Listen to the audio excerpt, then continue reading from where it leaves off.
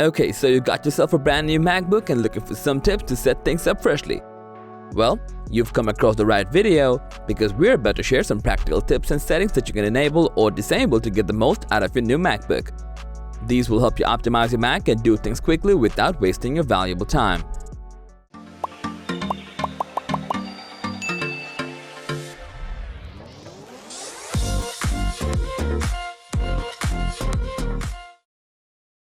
While setting up a new MacBook, the first thing you can do is check for software updates even if you have bought it brand new from the Apple Store. Having the latest macOS ensures that there are fewer bugs in your system and your system is much more optimized.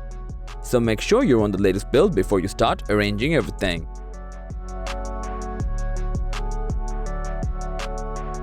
The next thing we like to do is configure the default settings of the trackpad. By default, it's extremely slow, so we like to bump it a bit higher.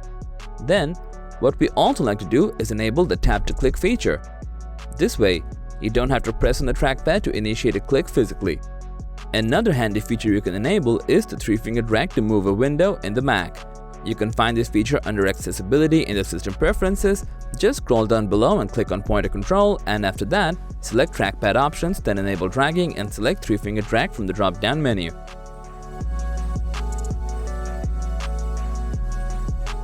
By default, Mac automatically syncs your documents and desktop folders, which we think is a terrible idea since you can't access them offline. So, go to your Apple ID, click Options from iCloud Drive, and uncheck the desktop and documents folders.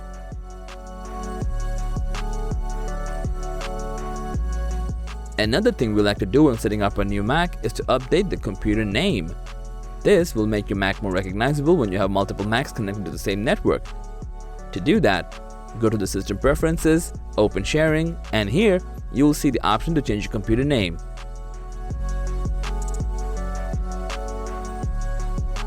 Next, let's organize the dock. One of the first things we like to do is disable the recent application sections since they remain in the dock even if you close them. You will find this option in the dock-in menu bar from the System Preferences.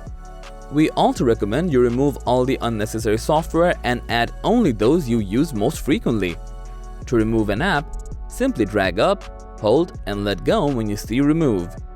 And to add an app to the dock, open that app, right-click on the app icon, go to the options, and select Keep on Dock. You can also resize the dock by simply dragging on this vertical line. Besides that, you can also reposition the dock to left or right and automatically hide and show the menu bar to have a much more screen real estate.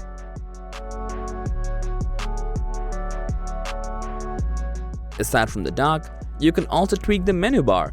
We like to quickly access the volume control right from the menu bar with minimal clicks.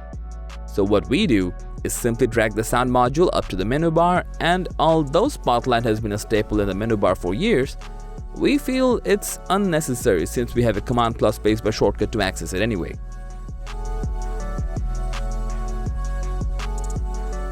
Another thing we always do is enable the path and status to the Finder app. It shows you exactly where a file is located and how much storage you have left. Plus, you can see how many files you have selected from that folder.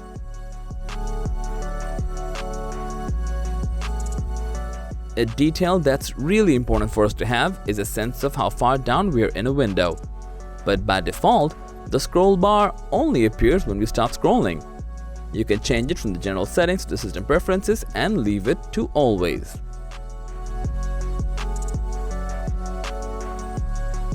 For different files like audio, video, and images, the operating system always tries to open it with the default app.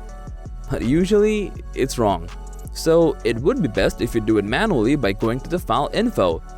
Here, you'll see the option to change the default app and make sure to click on Change All to open all files like this using the same application.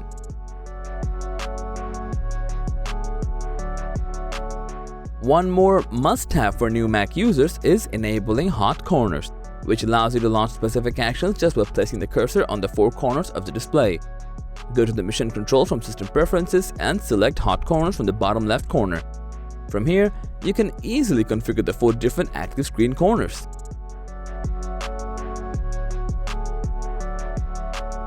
Taking a screenshot is something we always do with our MacBook.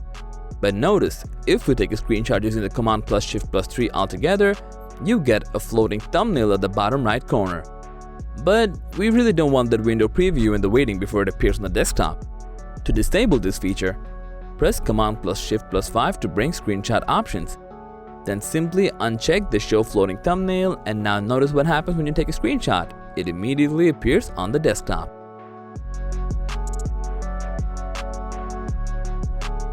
And finally, a quick tip for organizing all the files on your desktop is to use the stacks. For example, here you can see a bunch of different files on our desktop. Now, if we enable stacks from the view, you can see that all our files are combined into different categories. This way, we don't have to organize them manually. Super helpful. So that was all about the 12 things to do with your new MacBook. Thanks for watching.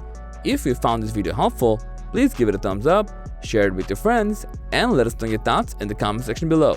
Subscribe to our channel and hit the bell icon if you want to see more videos like this on your feed.